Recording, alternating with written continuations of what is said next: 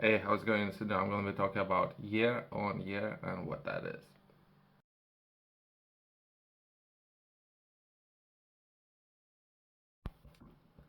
Year on year is a term used in the business, finance, and statistics to compare data or performance of a specific metric over course of 1 year to the same metric from the previous year.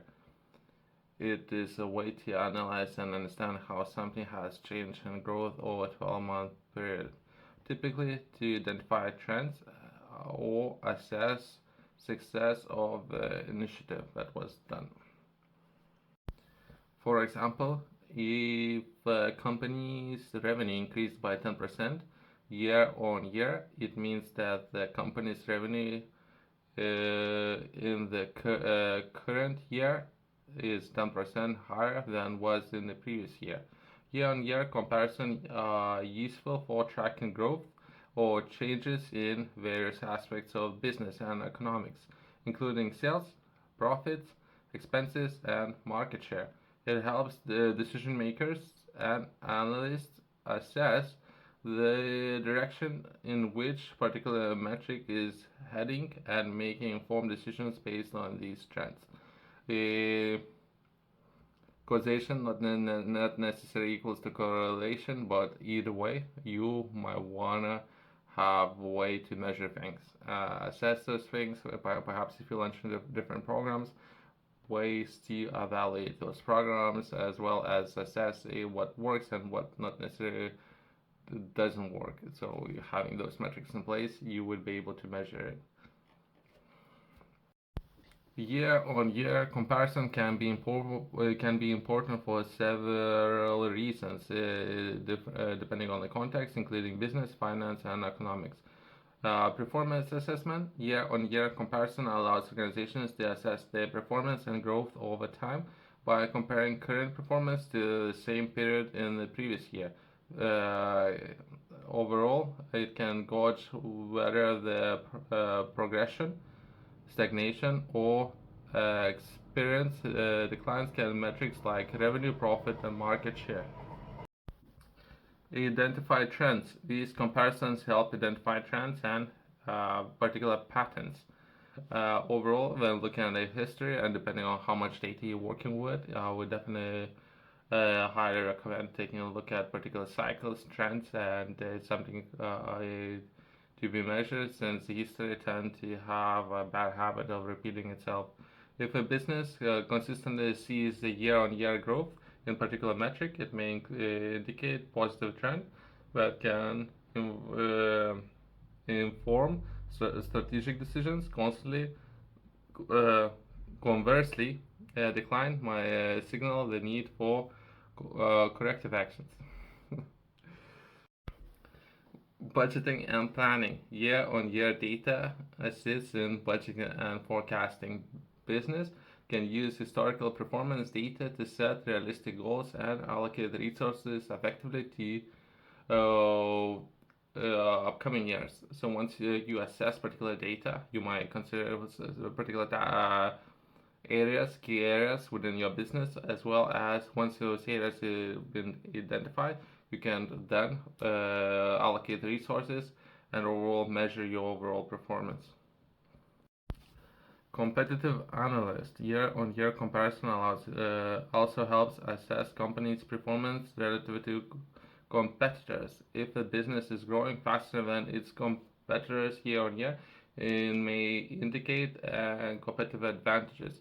It's something that you are doing is working. Perhaps you might be interested to understand what is within your particular business unique selling point and what works and market respond to overall your approach into the business. And if you have a good approach, great. Perhaps you might want to allocate more resources to that particular approach.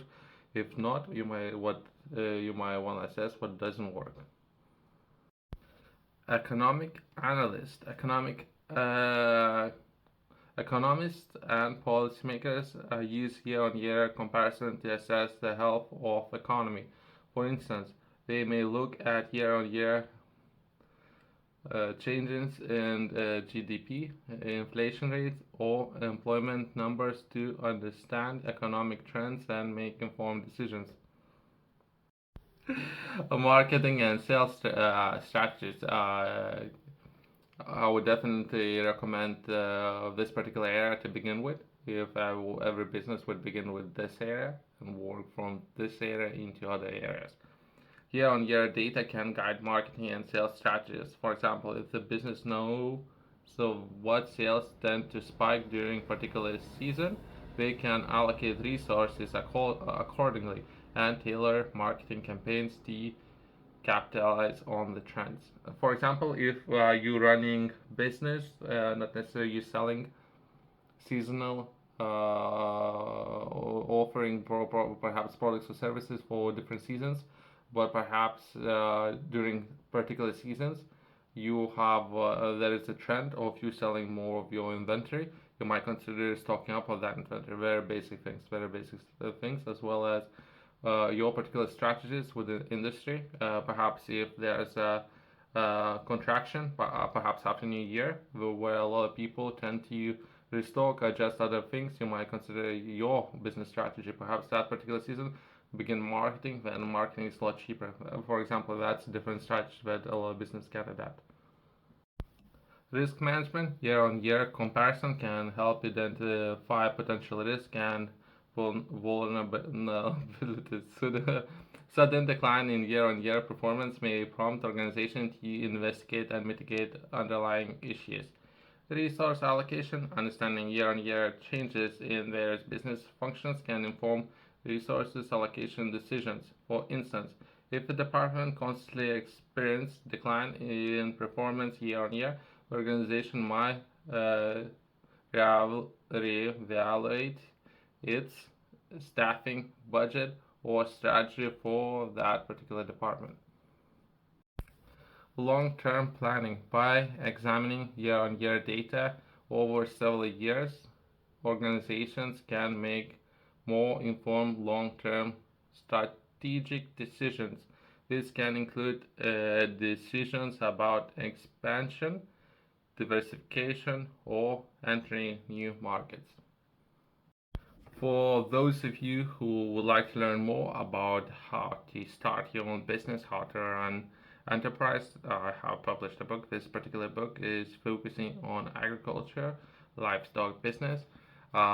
Same fundamentals might work for other businesses, but this book is focusing on the agriculture business.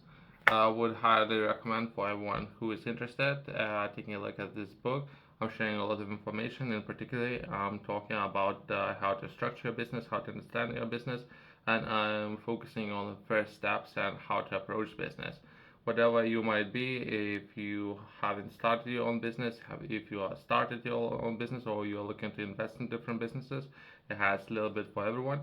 In this particular book, I'm focusing on the first milestone, that would be working your way from zero up to first $10,000, pounds, euros. You can find this book in the link in the description on the company's website, as well as top retailers. When you working on your strategy, the way how you should approach your business, some of those areas that I would highly recommend collecting and perhaps analyzing different data points, that would be financial performance, revenue and sales growth, profit margin, expenses, cash flow, return on investment. There are just a few areas, but I would highly recommend for everyone to focus on those areas when it comes to finance. Marketing and customer analysis. Market share, customer acquisition and retention rate, customer satisfaction scores, sales by product or services category, pricing and discounting strategies. When it comes to marketing and customer analysis, or overall your customer experience, perhaps that will be just a few areas that everyone should focus on. Operational efficiency, production output, inventory turnover, manufacturing and delivery times, quality control metrics, employee productivity and efficiency targets, and how your company is performing against these key areas. Human resources, employee turnover rate, recruitment and hiring metrics, employee performance evaluation, and how often perhaps you would like to sit down with the people and assess their performance. Would that be 4, 8 months, 12 months? Training and development investments that you made into your staff. You might consider doing those. Diversity and inclusion data. Uh, just some of the areas that you should focus on when working with your staff. Marketing and sales, website traffic and conversion rate, marketing campaigns, ROI, customer acquisition costs, lead generation and conversion rate, social media engagement and metrics. Just a few of the areas that you should focus on. Customer services, response time to customer inquiries, would that be 1 day, perhaps 48 hours? Customer compliance, complaint resolution rate, what current processes that you have in your business, net promoter scores, NPS, customer support costs, and how much overall cost would be inquired by the business of handling this kind of operation. So it's something that you might be looking to outsource, or if you will be looking to do that yourself. Next one would be supply chain and logistics. Once a product or service has been completed, how you gonna be managing supply chain and logistics. So supplier performance, inventory levels and turnover, shipping and delivery times, transportation and logistics costs. Economic indicators for macro level analysts. Gross domestic products, overall country's performance, whichever country you might be operating in. Inflation rates, unemployment rates, interest rates, customer spending trends. Just a few areas in particular period of time, and how overall performance has been done domestically compared to international data. Environmental and sustainability metrics, energy consumption and conservation efforts, waste reduction and recycling rates, carbon footprint and emissions reduction initiatives, sustainable sourcing and supply chain practices, and if there are perhaps savings that you can make with this particular area.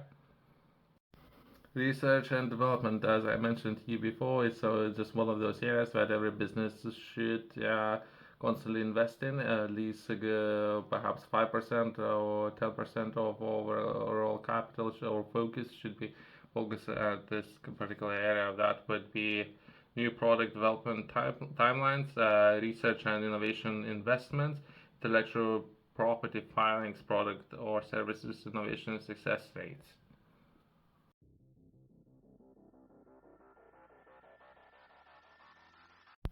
Technology and IT infrastructure, IT systems uptime and reliability, cybersecurity incident rates, technology investment and updates, website or app performance metrics, legal and regulatory compliance, compliance with industry-specific regulations, litigation and legal costs, data protection and privacy compliance, just to cover most of the most important things. Thanks for watching. I'll see you next one.